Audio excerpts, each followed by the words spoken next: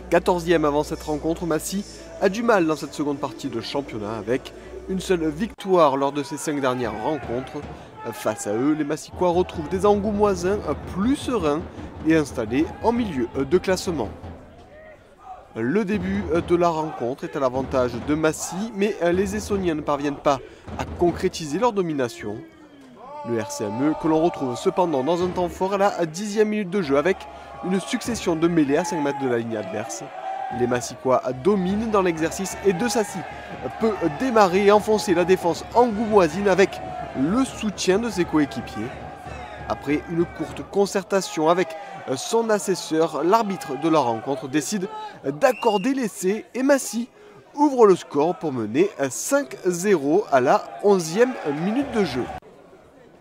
Girard prend la transformation et ajoute 2 points de plus pour les Massicois qui concrétisent ainsi leur bonne entame de rencontre.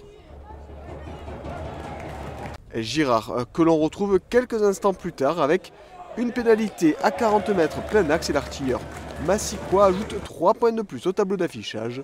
Massy mène 10-0.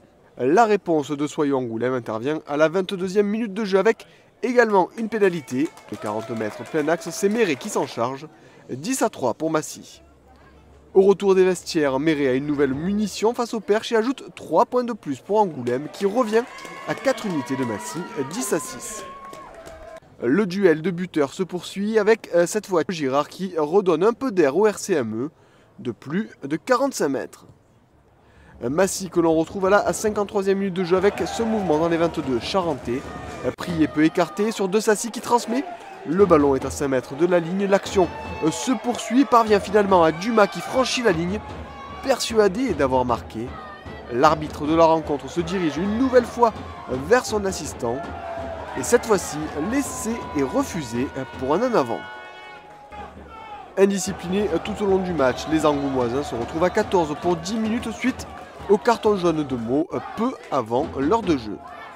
Et Massy va très vite profiter de sa supériorité numérique. Sur la pénalité, la touche est trouvée. Dans la continuité, les Massicois se mettent en place sous les poteaux avec leurs avants. Le demi de mêlée du RCME place ses coéquipiers jusqu'à cette initiative de Sacy qui relève le ballon et prend à revers la défense charentaise pour son 2e essai de la rencontre. Soyaux-Angoulême va réagir dans les 10 dernières minutes en redressant la tête en mêlée notamment. Dominateur, les Charentais sortent le ballon avec une 8-9 très propre. Le rasant de Brice Cadieux est bien senti pour alerter Labadie qui s'arrache pour aplatir. Angoulême revient dans cette fin de match 20-11. Et très vite, les Charentais obtiennent une nouvelle pénalité dont se charge Méré.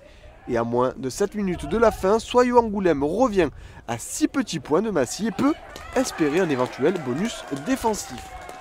Mais les Angoumoisins vont retomber dans leur travers avec une énième pénalité concédée. Girard ne tremble pas et scelle le sort de cette rencontre.